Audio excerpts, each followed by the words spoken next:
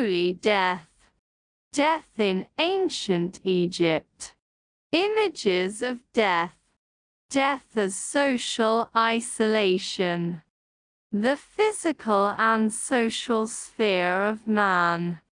Just as the image of death as dismemberment arises from the image of the body as a marionette brought to life as a unity, by the heart and blood as a connective medium, so the image of death as isolation is inferred from the image of life, as social connectivity. This image of life can best be reconstructed from two maxims. One of them reads, "One lives," if another guides him and refers above all to life before death. The other is, "One lives," if his name is mentioned, and it refers above all to life after death. But both refer to a single concept of life, one that is based on the principle of social connectivity. A solitary person is not capable of life, that is, alive in the full sense of the word.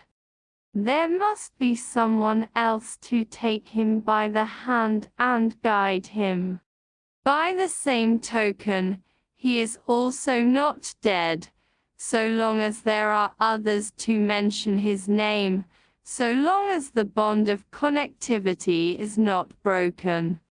Thus, as the Egyptians understood it, a person lived in two spheres, which we can distinguish as the physical sphere and the social sphere. In both spheres, the principle of connectivity worked to confer and maintain life, and correspondingly, the principle of disconnectivity threatened and wrought death.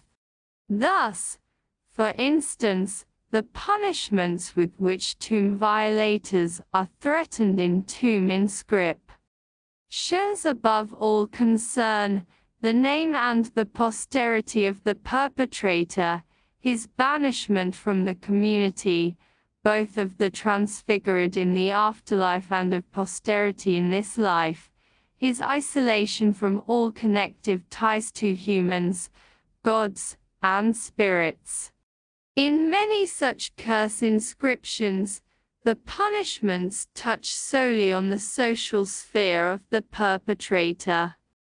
As for any rebel who might rebel, and plan in his heart to desecrate this tomb and what it contains, who might destroy the inscriptions and damage the statues in the tombs of the ancestors and the temple of Ra-Kirat with no fear of the court. He shall not be transfigured in the necropolis, the place of the transfigured ones. His property shall not endure in the necropolis, his children shall be expelled from their tombs, he shall be an enemy to the transfigured ones, one whom the Lord of the necropolis does not know, his name shall not be mentioned among the transfigured ones, his memory shall not endure among the living on earth, water shall not be poured for him, offerings shall not be brought for him on the Wag festival or on any other goodly festival of the necropolis. He shall be handed over to the law court. He shall be an abomination to his city god, he shall be an abomination to his relations, his courtyard shall be committed to the flames, his house to the consuming fire. All that comes out of his mouth shall be repudiated by the gods of the necropolis.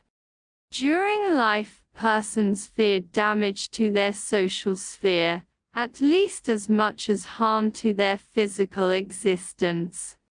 Thus, in prayers of the New Kingdom, we often find requests for deliverance from the mouth of men. Evidently, a bad reputation was one of the worst things that could happen to a person. Even the wisdom literature warned of being talked about. As the Egyptians saw it, someone's personality could be as badly harmed by negative words as by a physical attack. Death threatened not only physical, but also social integrity. The following passage from spell 214 of the Pyramid texts mentions risk to the name that the king left behind on earth when he ascended to the sky. Anyone who shall speak badly of the name of Venus when you ascend, Geb has condemned him to contempt in his city, so that he must retreat from it and come to naught.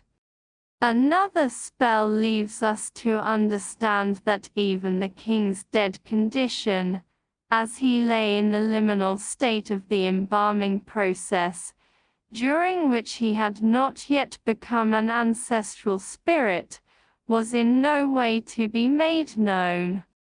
It is Horus who has come to claim his father Osiris. It is dangerous for him that the king is passing over the places of Anubis. No one who hears of this shall live.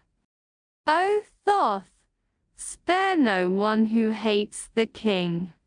O Thoth, hasten and see whether the father is passing, for it is dangerous to him. To the image of death as dismemberment in the physical sphere, there corresponds, in the social sphere, the image of death as isolation, in which death represents the principle of expulsion, dishonoring, and degradation. It, i.e., death, is taking a man from his house to cast him into the desert. By transforming the deceased into a transfigured ancestral spirit, the ritual of transfiguration affects both his physical and his social sphere. The names of Isis, Nephthys, and Anubis stand for the former, and the names of Horus and Thoth for the latter.